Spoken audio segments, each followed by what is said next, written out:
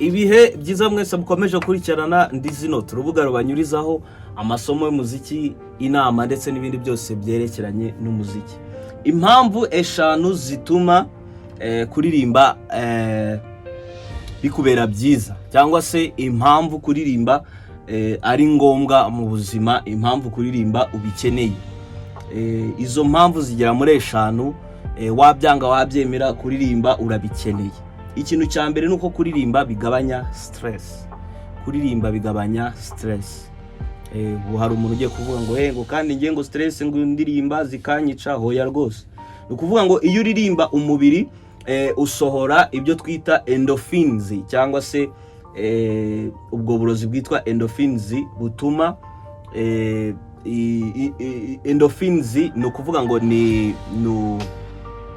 endorphins ni imisemburo cyangwa se ibintu bituma umera neza, ntago ari uburozi, sorry. No kuvuga ngo hari iyo uririmba umutima uraruhuka. First of all, hari ibintu byinshi uba wiriwemo, akazi, umunaniro, ibintu nk'ibyo ngibyo.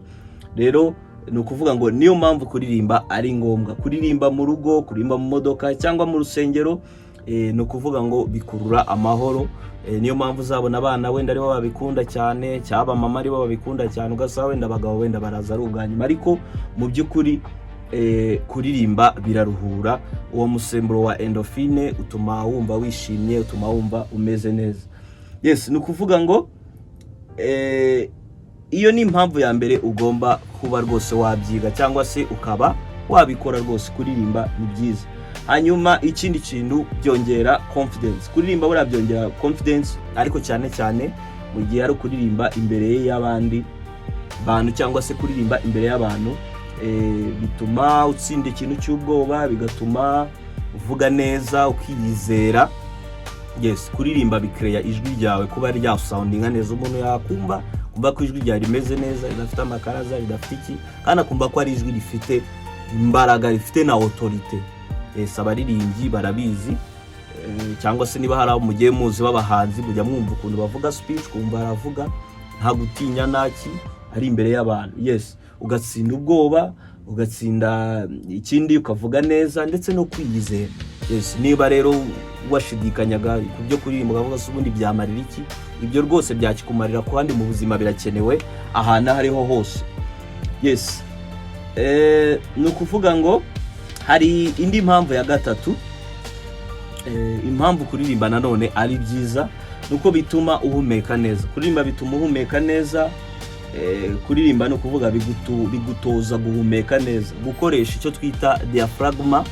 Ni ikintu cyiza cyane twitoza mu kuririmba. Ikindi nanone gukontrola umwuka wawe, winjira usohoka, kwagura capacity y'amafundo y'umwuka, cyangwa se kwagura capacity y'uburyo bwo guhumeka, ku buryo umuntu atajya kwa muganga ngo bamubwire ngo ufite ibibazo ngo byo guhumeka, ngo rareba ngo harimo iki kibazo cy'iki. Ubu nanjye mumbona handi muganga da, ndi muganga rwose, ahubwo muze tubavure. Ni ukuvuga ngo biragura capacity, amapfundo y'umwuka yaguke rwose, control umwuka, ndetse iyo diaphragma bigatuma uhumeka neza, usohora umwuka mwiza. Ni ukuvuga ngo ukinjiza oxygen, ugasohora na wa mwuka utari mwiza, carbon dioxide. Ni ukuvuga ngo hari indi mpamvu ya kane ugomba kwiga kuririmba, cyangwa se indi mpamvu ya kane ugomba kuririmba. Bifasha kwerekana amarangamutima.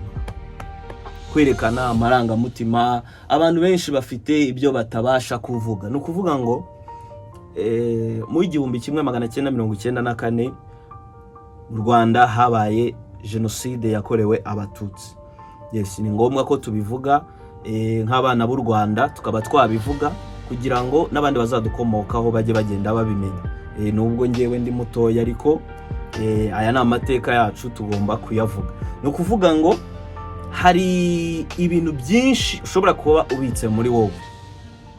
Ushobora gufata that message ukayandukura, ukandika urugendo wanyuzemo icyo gihe, ukandika ibyo wanyuzemo, ukandika uburyo byagenze, ukabyandukura rwose, hanyuma ukabiha melody, hanyuma none ukaba wabiririmba. Ibyo bintu biraruhura, biri mu bintu biruhura bya mbere. Ni ukuvuga ngo umutwaro wumva ukuremereye, ibintu wumva bikuruhije, wumva biguteye stress, wumva bikunanije, ushobora kubifata byose ukabishyira ku rupapuro, hanyuma noneho ukabihimbamo indirimbo. Nukuri do nutaruhuka uzamenye ko mbeshya. Niyo mpamvu rero ukeneye kuririmba urabikeneye. Iyi ni impamvu ya kane twari turiho. Impamvu ya gatanu ari nayo ya nyuma, ni ukuvuga ngo kuririmba bituma wegera Imana. Yes, ubwo ndavuga hano kuba Kristo. Kuririmba bituma wegera Imana. Turabizi cyane cyane yuko ku rusengero rwose, twagiye ku rusengero, churches nyinshi ziraririmba, n'izitaririmba bagira ibyitwa ibisingizo, hari abagira ibyitwa ibisingizo, hari abagira ibindi ariko bimeze nka melody, ukumva ko bidesigninze mu buryo bwo kuririmba, nubwo batabyita kuririmba ariko ukumva ko bidesigninze mu buryo bwo kugira gute, bwo kuririmba. Hari abandi mbere yuko hajyaho umubwiriza, kenshi baranza bagakubita akaririmbo hariya kugira ngo imitima y'abantu banze yorohe, ama stress abanza ashire, babanze baruhuke. Umuziki ni mwiza, kuririmba ni byiza rwose. Kuririmba ni byiza, birakenewe cyane, bidufitiye akamaro. Niba ikintu kigufasha kikagukonekta n'Imana, gutyo icyo kintu utagikora, ukagikora kandi buri munsi. Ngibyo rero ibintu cyangwa se ngizo impamvu nzangombwa zigutera kukuba waririmba. Impamvu ugomba kuririmba ngizo uko ari eshanu, uziteho kandi uzikore neza cyane. Yes, ikintu cya mbere nari navuze, wenda nabisubiramo kuko bino bintu ni ingenzi cyane n'ubuzima busanzwe. Yes, ikintu cya mbere nuko kuririmba twabonye ko bigabanya stress, bivubura umusemburo wa endorphins, kandi iyo misemburo ituma umera neza, wumva ufite akanyamuneza. Ikindi bikongera confidence, kuba wavugira imbere y'abantu nta bwoba, ubwoba mubona ntafite rwose, ntabwo ari ugushira isoni, ubwoba bwo kuba ntafite ubwoba. Ni ukuvuga ngo biterwa nuko nahereye kera ndirimba, ariko nkanabidevelopa, nkiga, nkashakisha n'amasomo, nkakora ubwo bumenyi kuririmba, nkabikora. Nawe rero birashoboka, bituma uhumeka neza. Twabibonye uko ugenda uririmba, uba winjiza umwuka usohora, wagura ibintu byo guhumeka. Ntago wazigera rwose ugira ibibazo by'imihumekere. Abwiye ko hanga nanjye ndi muganga. Bifasha kwerekana amarangamutima yawe, abagize ibikomere runaka, ushobora kwandika ahantu rwose ukabikoramo indirimbo, ukaba waririmba. Ni ukuvuga ngo kuririmba bituma wegera Imana. Ibi nabivuze ko ma churches yose, even yes, nanjye kuvuga ngo no hanze, ariko ni kwegera Imana n'ahantu hariho hose. Ni ukuvuga ngo ukaba wabibereye mu kazi, kwikubitiramo akaririmbo, arabashyiramo ekuteri. Yes, kuririmba urabikeneye, ukeneye kubimenya, nubwo utakenera kubikoresha wowe kubyarira amafaranga, ariko ukeneye kubimenya, ukabyiga, ukumva ko ubifite, bitanga amahoro rwose. Kuririmba rero none ukabimenya neza, ubizi neza, uzi ibyo ukora, nta karusho nkako ngako, nta bintu byiza nk'ibyo ngibyo.